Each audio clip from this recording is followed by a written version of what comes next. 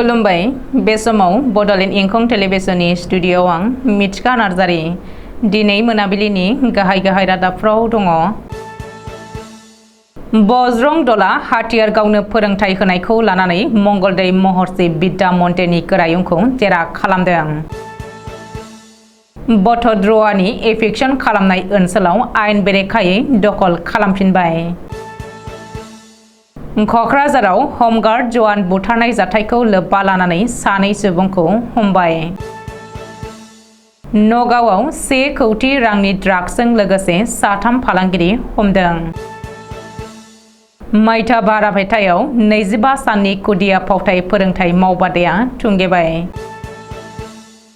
मानिकपुराव एम्फौ सोमुनि उदखार।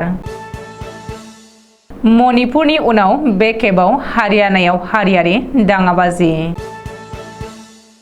गसाइगाव सहराव दिनै MCOS ग्लबेल PVT LTD मुंनि मोनसे कम्पानिनि मावखुलि बेखेवदों। दानिया फैदोनि आबुं रादाबाव।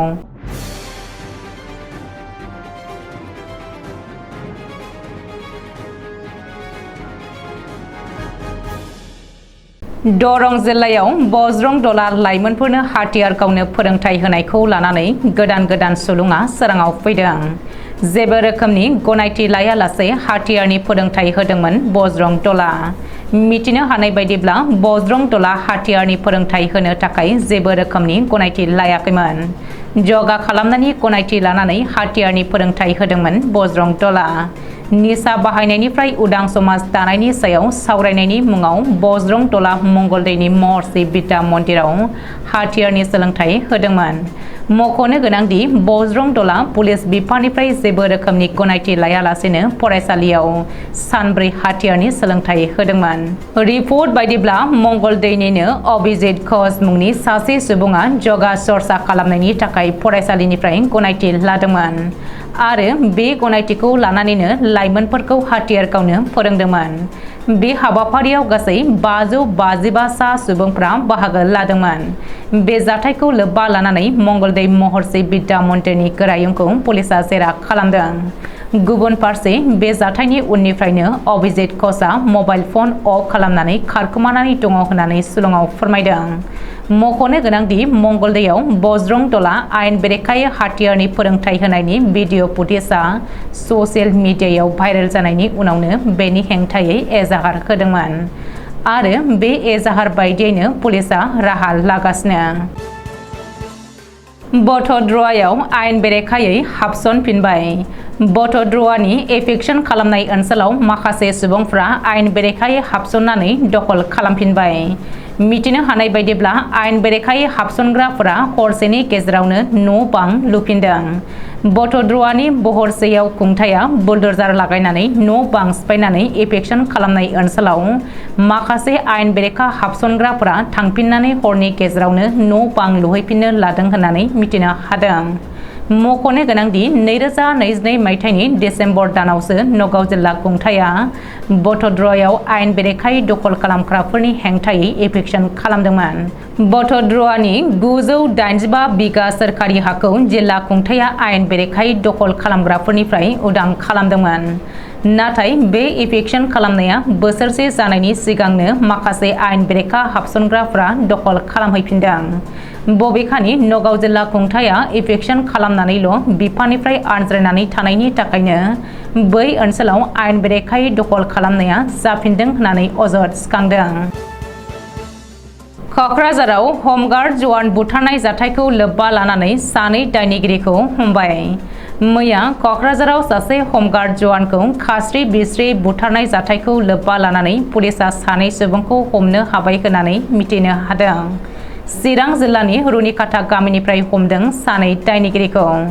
बबेखानि हमजानाय सानै दायनिगिरिखौ बानिपास हेम्ब्रम आरो फिलिप टुडु होननानै सिनायथिनो हादों। मख'नो गोनांदि चिरां जिल्लानि बेन्दोंआव थानाय बेंटल पुलिस थानायाव थिसनथाय मोननाय बासुदेब किस्कु मुंनि सासे हमगार्ड जवानखौ क'क्राझार आमगुरिनि दाब्ले गामियाव गोबौ हाथियारजों दानग्लि सुग्लि खास्रि बिस्रि बुथारदोंमोन। सुलुङाव फोरमायथिनाय बायदिब्ला क'क्राझाराव हमगार्ड जवान बुथारनाय जाथाया लाभ एफेयारखौ लानानै जादों होननानै हमजानाय सानै दायनिगिरिया पुलिस जेरायाव सिमान लादों। ड्राग्सनि हेंथायै नगाव पुलिसनि फिन जाफुंसार अपारेशन। नगाव पुलिसा गोख्रों अपारेशन खालामनानै 1 कौटि रांनि ड्राग्सजों लोगोसे 3 ड्राग्स फालांगिरिफोरखौ हमनो हादों। सुलुङाव फोरमायथिनाय बायदिब्ला स्रोद सुलुङाव खौरां मोननायनि उनावनो कटियातली पुलिस आउटपोस्टनि आईसी भिकु बर्मननि दैदेननायाव सिग्रोमनानै AA04T 8818 नम्बरनि गंसे गारिनिफ्राय गोबांथार बिबांनि ड्राग्सजों लोगोसे 3 फालांगिरिखौ हमनो हादों। हमजानाय 3 ड्राग्स फालांगिरिखौ जुरिया कदमनि पटारनि मइजुल इस्लाम, जुरियानि दिलदार हुसैन आरो जुरिया बालिजानि मुफासल आलम होननानै सिनायथिनो हादों। रिपर्ट बायदिब्ला बै 3 ड्राग्स फालांगिरिया मोन 15 साबोननि बक्सआव ड्राग्स सोनानै डिमापुरनिफ्राय लाबोनाय समावनो पुलिसा हमनो हायो। बबेखानि जब्द खालामनो हानाय ड्राग्सनि बेसेना खमैबो 1 कौटि जागोन होननानैबो सुलुङाव फोरमायदों। ओरैहाय ड्राग्स आरो ड्राग्स फालांगिरिनि बागै बांसिनै मिथिनो थाखाय हमजानाय 3बो ड्राग्स फालांगिरिखौ पुलिसा गोख्रों जेरा खालामनानै नायबिजिरनो जागायबाय होननानैबो मिथिनो हादों।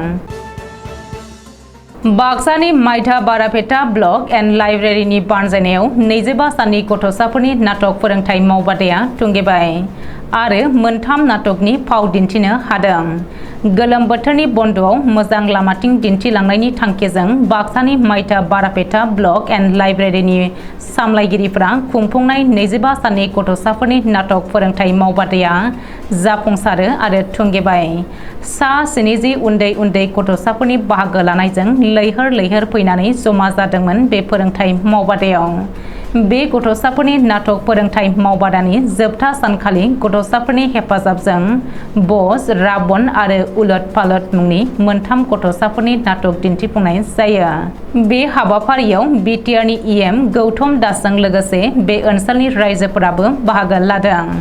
मख'नो गोनांदि बे मावबादायाव बाहागो लानाय गासै फरायसुला फरायसुलिफोरनो बे हाबाफारियावनो गांफा गांफा फोरमान बिलाइ राननानै होयो बे हाबाफारिनि बानजायगिरिया। चिरांनि बिजनेजों नांजाबनाय बङाइगाव जिल्लानि मानिकपुर ओनसोलाव एम्फौ सोमुनि उदखाराव आबादारिफ्रा जोबोद जिंगा सिदों। दुब्लियाव गायखानाय माइ आबाद आरो फाथो बिलाइफोरखौ जानानै फोजोबस्रांनो हमदों फारसेनिफ्राय एम्फौ सोमुआ।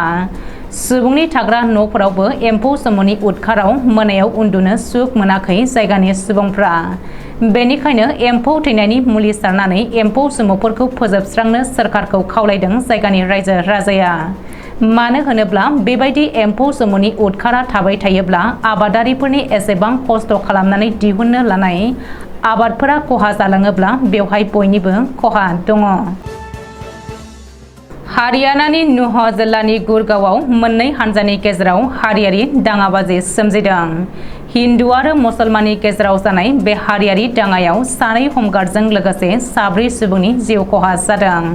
हारियाना सानजा जननि police officer DCP Nitish Agarwala मिथिहोनाय बायदिब्ला आलवार नेशनेल हाइवेआव विष्णु हिन्दु परिषदनि ब्रिज मण्डल जालाभिषेक धोरोमारि हानजा सुरनाय समाव हानजानि सायाव माखासे उदखारिफ्रा अन्थाइ खुबैनानै जोखोम खालामग्रोदोंमोन। बेनि उनाव समबारनि मोनायाव गुरगावनि आन्जुमान जाम्मा मस्जिदनि इमामखौ बुथारनानै विश्व हिन्दु परिषदनि मोनसे हानजाया मस्जिदखौ अर सावनानै होदोंमोन। जायनि जाहोनाव उननि समाव हिन्दु मुस्लिमनि दावहा सोमजियो। गावजों गाव अन्थाइ खुबैलायनाय लौथिजों बुनाय दावहाखौ पुलिसा टियार गेस गावनानै फोजोबनो नाजासेयावबो हायाखैमोन।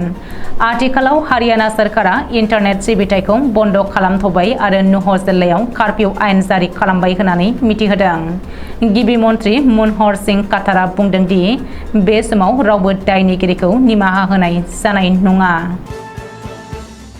भारत हादरावल' नङा गुबुन हादरावबो मिथिसार जानाय MCOS ग्लबेल PVT LTD मुंनि मोनसे कम्पानिनि मावखुलिखौ दिनै क'क्राझार जिल्लानि सिङाव थानाय गसाइगाव सहराव बिटिआरनि मावफुं सोद्रोमा उइलसन हासदा बिथाङा बेखेवनानै होयो।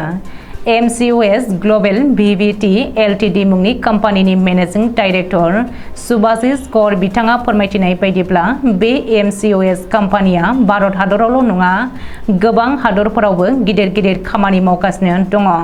बिदिन्थि महरै भारत हादरनि गेजेरावनो गोलावसिन दालां धुबुरी जिल्लानि सिङाव थानाय फुलबारी दालांखौ लुफुंनायाव MCOS कम्पानिया लोगोआव दङ। बेबायदि गेदेर गेदेर हाबा मावनो हानाय कम्पानिनि मावखुलिखौ गसाइगाव बायदि जायगायाव बेखेवनो हानाया गसाइगाव ओनसोलनि रायजो राजाफोरजों लोगोसे BTR ओनसोलनि रायजो राजाफोरनि गोजोननि खौरां।